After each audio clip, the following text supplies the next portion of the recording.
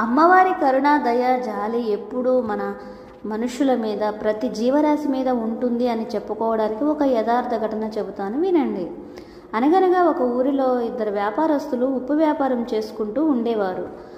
వారు ప్రతిరోజు అమ్మవారికి నమస్కరించుకొని వారి వ్యాపారానికి బయలుదేరి వెళుతూ ఉండేవారు. అలా ఇద్దరు ఉప్పు వ్యాపార బస్తాలని గాడిదల మీద వేసుకొని అలా బయలుదేరి వ్యాపారం చేసుకోవడానికి వెళ్ళారు. అలా వెళుతూ ఉన్న దారి మార్గంలో అనుకోకుండా ఒక నలుగురు దొంగలు ఈ వ్యాపారస్తుని చూసి, ఓహో వీరు వ్యాపారం చేయడానికి వెళుతున్నారా, ఓకే, తిరిగి ప్రయాణంలో వీరి దగ్గర ఉన్నటువంటి సంపదను మనం దోచుకుందాము, ఇప్పుడైతే వ్యాపారానికి వెళ్ళనిద్దాము అని చెప్పేసి ఆ నలుగురు దొంగలు ఈ వ్యాపారస్తుల గురించి మాట్లాడుకొని వెళ్ళి రమ్మని చెబుతారు. అప్పుడు ఈ వ్యాపారస్తులు వారి దారే వెళుతూ ఉంటారు. అలా వెళుతూ ఉండడంతో అడవి మధ్యలోకి వెళ్ళిన తర్వాత కొంతసేపటికి వర్షం అనుకోకుండా రావడం జరుగుతుంది. ఆ వ్యాపారస్తులు, మనం చేసేదే ఉప్పు వ్యాపారం, సరే మార్గ మధ్యలో ఈ వర్షం రావడం మనం అనుకోలేదు కాబట్టి ఇంకా చేసేది ఏముంది అని ఆ ఉప్పు బస్తాలను తీసి ఓ చెట్టు కింద పెట్టి ఆ గాడిదలను వాళ్ళు అందరూ కలిసి చెట్టు కింద నిలబడి ఉంటారన్నమాట. కొంతసేపు అయిన తర్వాత వర్షం మొత్తం తగ్గిపోయిన తర్వాత వాళ్ళు మళ్ళీ ఈ ఉప్పు బస్తాలను చూడటంతో ఉప్పు బస్తాలు అనుకోకుండా వర్షానికి తడిచి కారిపోతాయి అన్నమాట, నీరు అయిపోతుంది. అలా ఉప్పు మొత్తం పాడైపోతుంది. అప్పుడు ఆ వ్యాపారులు, ఏమిటి మనం ఏ పని చేసినా కూడా ఇలా జరుగుతుంది అని ఆ ఇద్దరు వ్యాపారస్తులు వారి గాడిదలను తీసుకొని తిరుగు ప్రయాణం మళ్ళీ ఇంటికి బయలుదేరిపోతారు. ఇలా మళ్ళీ వస్తూ ఉంటే కొంచెం దూరం వచ్చిన తర్వాత నలుగురు దొంగలు ఆ వ్యాపారస్తుల్ని ఆపుతారు. ఆపి వెంటనే, ఏది మీ దగ్గర ఉన్నటువంటిని సొమ్మును మాకు ఇచ్చేయండి, లేదు అంటే మీ ప్రాణాలనే తీస్తాము అని చెప్పేసి కత్తులతోటి గన్నుతోటి భయపెట్టిస్తారు.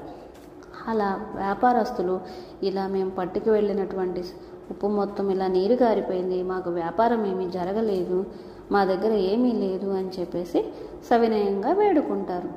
అప్పుడు ఆ దొంగలు ఏమాత్రం వినిపించుకోకుండా ఎక్కడ పెట్టారో ఆ సంపదను మొత్తం మాకు ఇచ్చేయండి అని కోపంగా అడుగుతారు.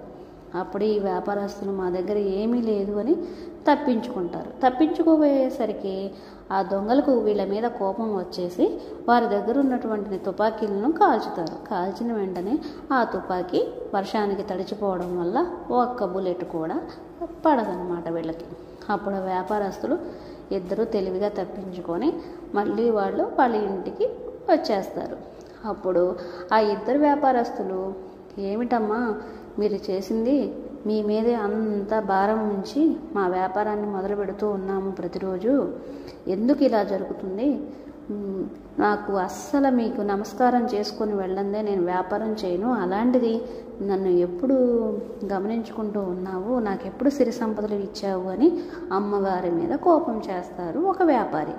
అప్పుడు మరొక వ్యాపారి అంటాడు, ఏంటి అమ్మవారి మీదే కోపడిపోతున్నావా, అమ్మవారి జాలి దయా కరుణ మన మీద లేకపోతే, అమ్మవారు మన వెంటే లేకపోతే మన ప్రాణాలు ఎప్పుడో గాల్లో కలిసిపోయాయి, అలాంటిది ఇప్పుడు మన వ్యాపారం మాత్రమే జరగలేదు, వ్యాపారం జరిగి ఉంటే ఆ సంపద మన దగ్గర ఉండి ఉంటే ఆ దొంగలు మన సంపదని దోచుకునేవారు, అర్థమవుతుందా, అలా మన ప్రాణాలని కాపాడటం కోసం ఆ అమ్మవారు తను వేరొక మార్గంలో వచ్చి మనకు సహాయం చేశారు, అమ్మవారిని ఎప్పుడూ దూషించకు ద్వేషించకు, మనం ఎంతైతే భగవంతుడికి దగ్గరగా ఉంటామో, ఆ అమ్మవారికి దగ్గరగా ఉంటామో, ఆ స్వామివారికి దగ్గరగా ఉంటామో అంతకంత మనం ఎప్పుడు వైభవంగానే ఉంటుంది మన జీవితం అని చెప్పేసి మరొక వ్యాపారి ఈ వ్యాపారితో చెప్పడం జరుగుతుంది. అప్పుడు తను చేసిన తప్పును తెలుసుకొని, పూర్వజన్మ సుకృతం వల్లే ప్రతి జీవితం ఆధారపడి ఉంటుంది,